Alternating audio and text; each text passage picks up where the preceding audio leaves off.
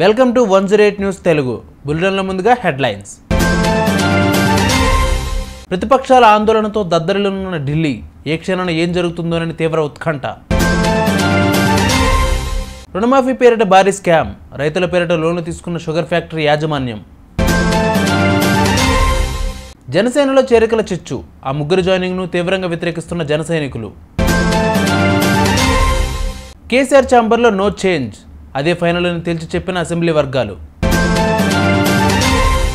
ప్రతిపక్షాల ఆందోళనతో ఇవాళ దేశ రాజధాని ఢిల్లీ దద్దరిల్లునుంది. 2024-25 ఆర్థిక సంవత్సరానికి కేంద్ర ప్రభుత్వం మంగళవారం ప్రవేశపెట్టిన బడ్జెట్ కేటాయింపులకు వ్యతిరేకంగా ప్రతిపక్ష ఇండియా కూటమి నిరసనలకు పిలుపునిచ్చింది.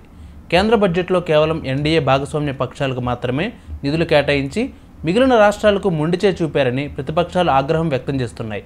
కేంద్ర ఆర్థిక మంత్రి నిర్మలా సీతారామన్ మంగళవారం సమర్పించిన బడ్జెట్లో బీజేపీ ఇతర రాష్ట్రాలను పూర్తిగా విస్మరించి ఏకపక్షంగా రూపొందించారని, మోడీ ప్రభుత్వ నిర్ణయానికి వ్యతిరేకంగా ఇవాళ పార్లమెంటులో ఆందోళన చేస్తామని ఇండియా కూటమి పిలుపునిచ్చింది.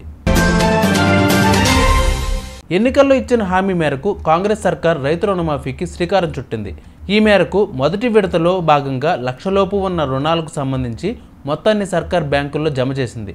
ఓవైపు అప్పుల బాధ తీరిందని రైతులు ఆనందం వ్యక్తం చేస్తుంటే కామారెడ్డి జిల్లాలో రైతులు లబోదిబోమంటున్నారు. వివరాల్లోకి వెళ్తే తాజాగా కామారెడ్డి జిల్లాలో రుణమాఫీ పేరిట భారీ స్కామ్ వెలుగులోకి వచ్చింది. రైతుల పేరిట గాయత్రి షుగర్ ఫ్యాక్టరీ లోన్లు తీసుకుని అందరికీ శటకోపం పెట్టింది.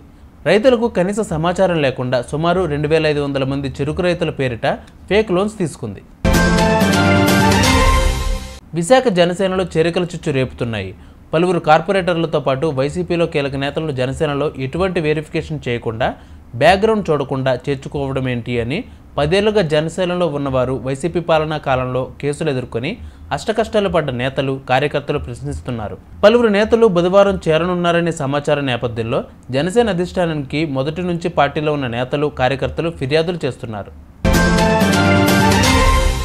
అసెంబ్లీ లాబీలో ప్రతిపక్ష నేత కేసీఆర్కు కేటాయించిన ఛాంబర్లో ఎలాంటి మార్పులు ఉండవని అసెంబ్లీ వర్గాలు స్పష్టం చేశాయి. అన్ని కోణాల్లో ఆలోచించిన తర్వాతే లీడర్ ఆఫ్ అపోజిషన్కు ఛాంబర్ కేటాయింపు జరిగిందని, ఒకవేళ ఏమైనా మార్పులు చేయాలంటే స్పీకర్ ఆదేశిస్తారని పేర్కొన్నారు. అసెంబ్లీ ప్రారంభ రోజున కేసీఆర్కు ఇరుకైన ఛాంబర్ కేటాయించారని బీఆర్ఎస్ ఎమ్మెల్యేలు అసంతృప్తి వ్యక్తం చేశారు. తమ లీడర్ను అవమానపరచాలనే ఉద్దేశంతోనే చిన్న రూమ్ను ఇచ్చారని విమర్శలు చేశారు. ఇదే అంశాన్ని బీఏసీ సమావేశంలో సైతం బీఆర్ఎస్ ఎమ్మెల్యేలు ప్రస్తావించి తమకు పెద్ద రూమ్ కేటాయించాలని స్పీకర్ను కోరినట్లు తెలిసింది. అయితే ప్రతిపక్ష లీడర్ హోదాకు తగ్గట్టుగానే రూమ్ కేటాయించామని, ఆ పార్టీ చేస్తున్న విమర్శలను పట్టించుకోవాల్సిన అవసరం లేదని అధికార పార్టీ భావిస్తున్నట్లు సమాచారం. చూసారుగా, ఇవి వాళ్ళ బులెటిన్ అప్డేట్స్. మరిన్ని అప్డేట్స్తో మళ్ళీ మీ ముందుకు వస్తాను. అంతవరకు కీప్ వాచింగ్ 108 న్యూస్ తెలుగు.